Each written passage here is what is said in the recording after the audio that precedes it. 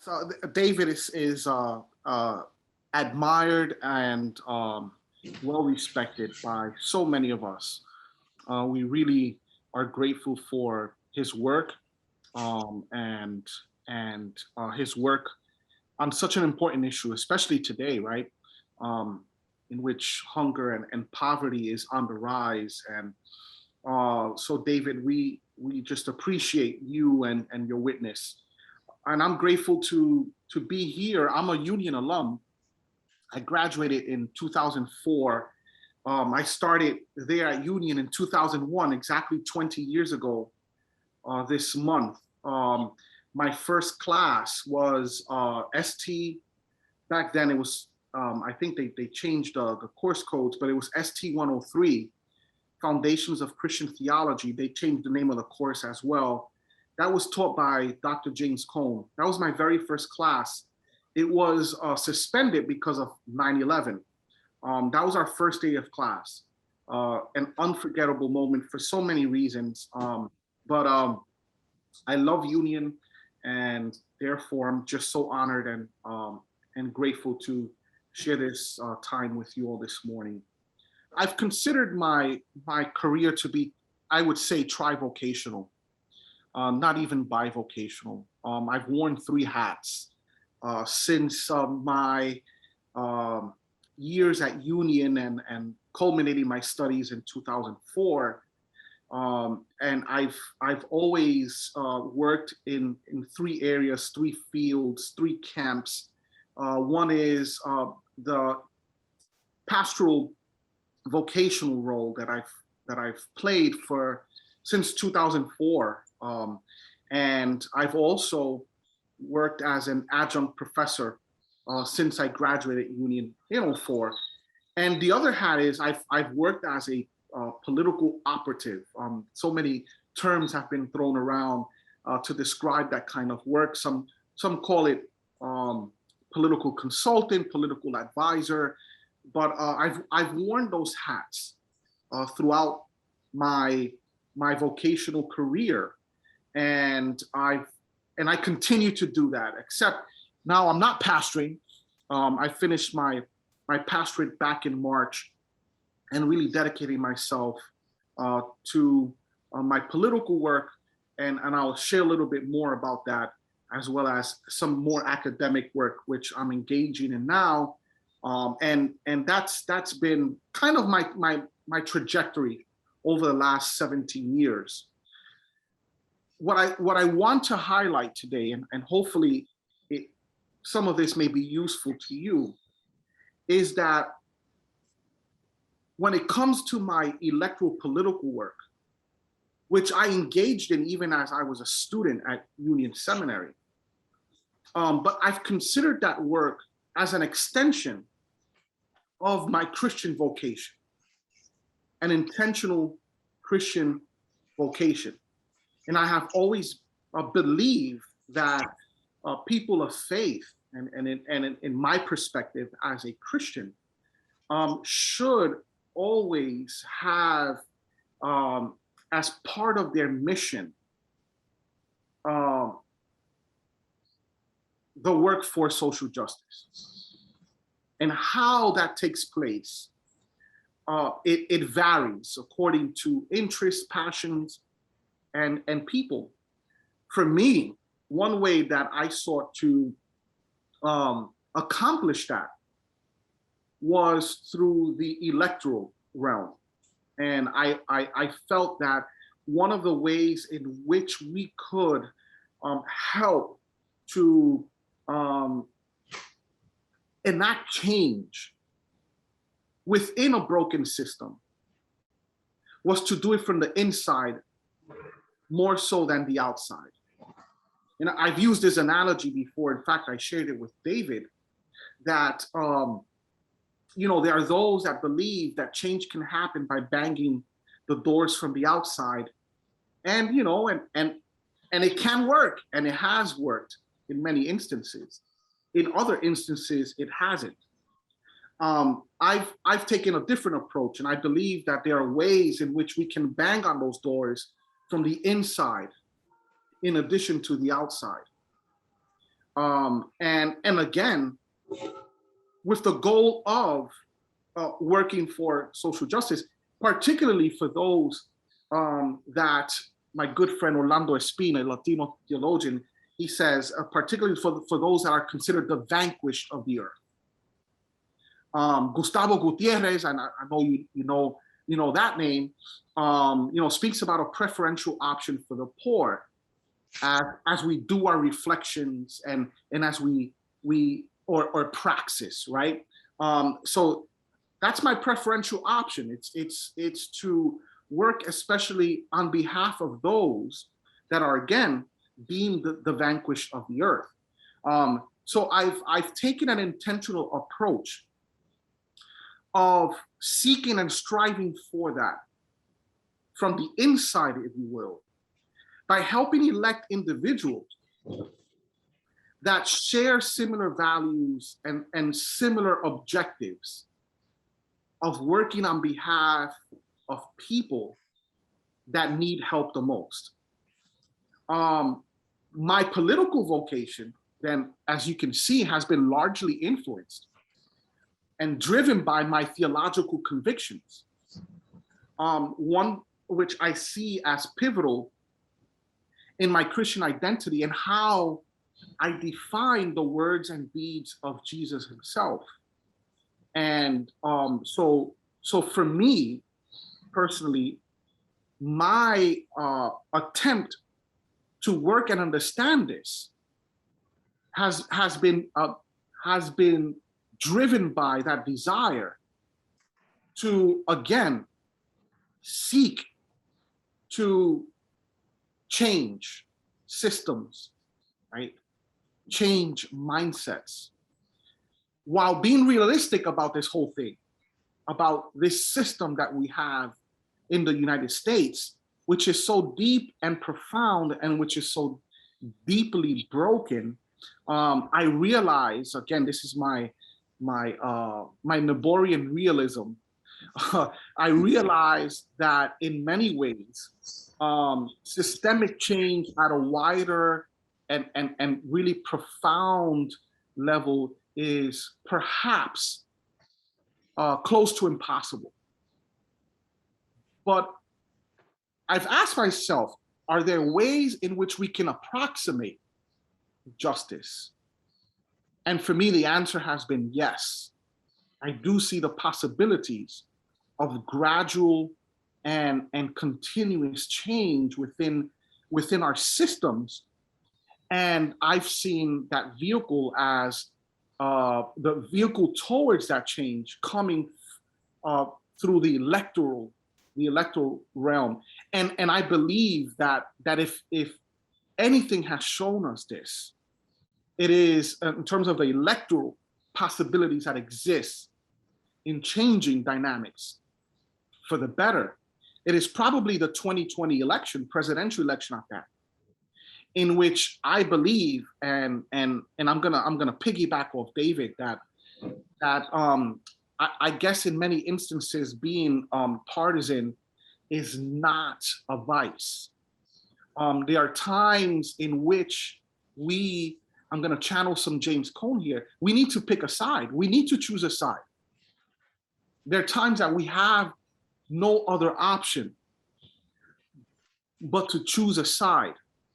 And I believe that the 2020 presidential election showed us in this country of the necessity to be intentional about choosing a side that stands more for the values that we feel are pivotal in our attempt to seek a good life for a large number of people. And that's why I believe that election showed us the importance of the electoral process in a democratic nation, particularly the United States of America, where change had to come through the electoral realm. Now, I realize again that there will be disappointments, and obviously there have been many disappointments with the Biden administration. And this leads me to believe that, and again, this is a philosophy that has been critiqued by so many, that sometimes, and then again, this is my Niebuhrian realism. I'll share a little bit more about that in the minutes I have left.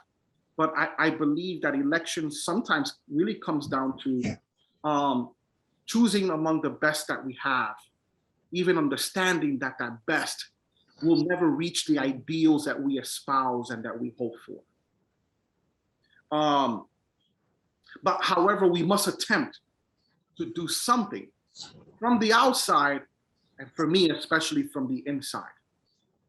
And that has been my impetus, right? That has been my my goal, and that's why I've been involved in the political realm.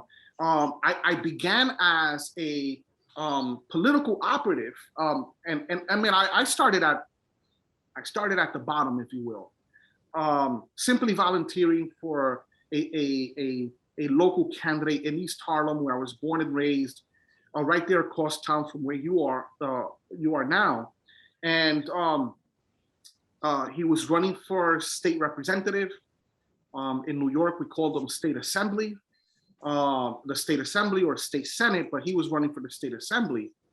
And I volunteered. I was hanging up posters. I was talking to church folk, and a year later, the man got elected. I was 17 at the time. A year later, he gets elected, and he puts me on staff. As I'm in college, I worked part-time. For a state assemblyman, and that was my introduction to the political and governmental worlds. And that's where I began to see that there's so much that can be done through the political and governmental worlds. And once that was over, I went to the New York City Council. I worked in City Hall, and played several roles there. And after that, I became more of a consultant, helping folks get elected throughout the country to serve our folk. And I did that as I pastored. I did that as I taught. I did that as I preached. I did that as I wrote. And again, I did it because I saw it as a pivotal task for people of faith to strive to make change. And that was my vehicle.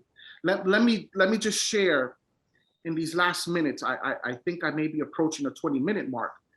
That part of my model, and I share this because I'm trying to finish this book I'm writing on Reinhold Niebuhr and politics. And you should all know the name, especially when you walk out to 120th Street, and you hit the corner of Broadway and Claremont, you will see that it's also called Reinhold Niebuhr Place. And one of your professor holds the Reinhold Niebuhr chair, Gary Dorian. So I'm writing this book on Reinhold Niebuhr as a model for the political theologian. And I think Reinhold Niebuhr really sets a benchmark for how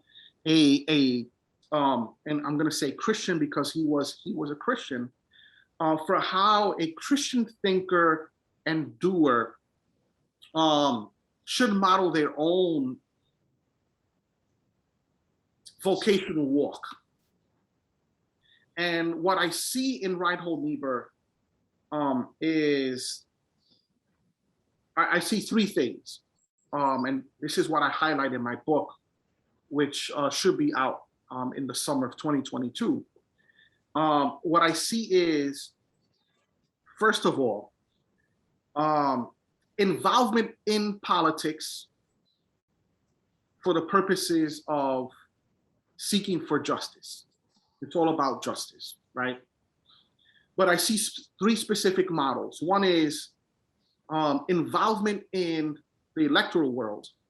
And Niebuhr does that in a number of ways by starting the Union for Democratic Action, for instance, which morphed into the Americans for Democratic Action, which still exists.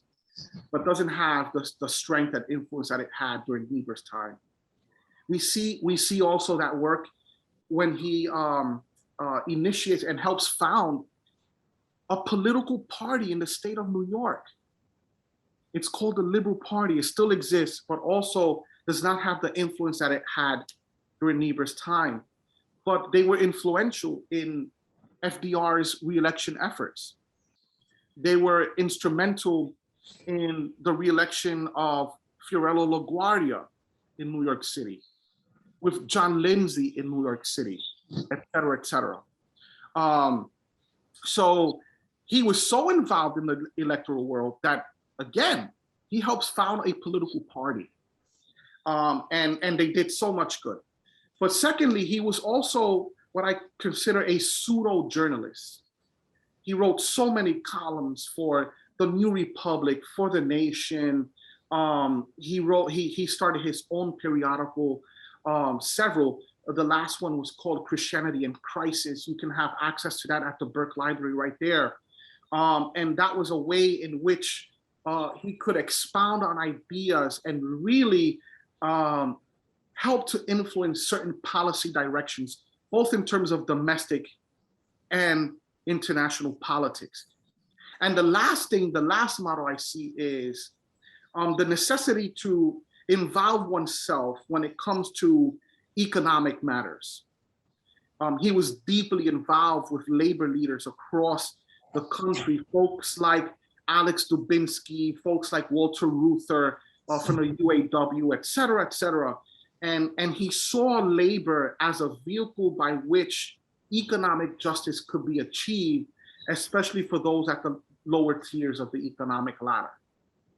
So those are the three models I see. I have sought to kind of model that same type of pattern I see in Niebuhr, both in the electoral realm and now more so. I've been doing a lot more writing because I see that as a way in which we can generate ideas and push them out to a greater public in order to influence policy direction, again, geared to or toward a social justice bent.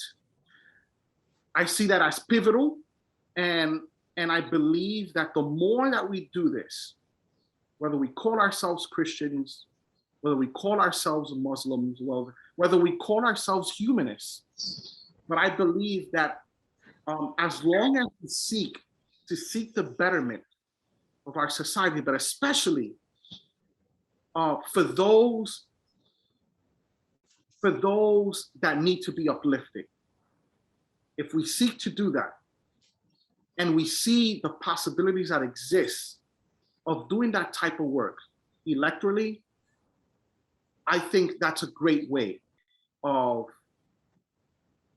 living the ideals that we often think about. There are things that we can make happen. And personally, more recently, I have sought to do this at a greater scale through my work with Faith Forward. Faith Forward is a group that we started last year. It's a group of multi-faith leaders. We have sought to involve ourselves more deeply in the electoral realm. We started Faith Forward as a 501c3 nonprofit, but also as a 501c4. It allowed us to really get involved in the presidential election. We wanted Biden to win. We targeted voters. We sent them digital ads. We did radio ads. We concentrated in swing states. We mobilized faith leaders in order to elect Biden, because we saw that as an avenue which could potentially change the direction that this country had been going in, and which, by the way, continues. We see a certain sector which still is looking for a certain something, which we saw January 6th. And my work now my political work is really more concentrated with Faith Forward. I'm the chair of Faith Forward, and we are seeking to involve ourselves again in the midterm elections next year and in 2024. And we're looking to do this at a national level, so that, again, we can change a broken system, or at least help to change a broken system.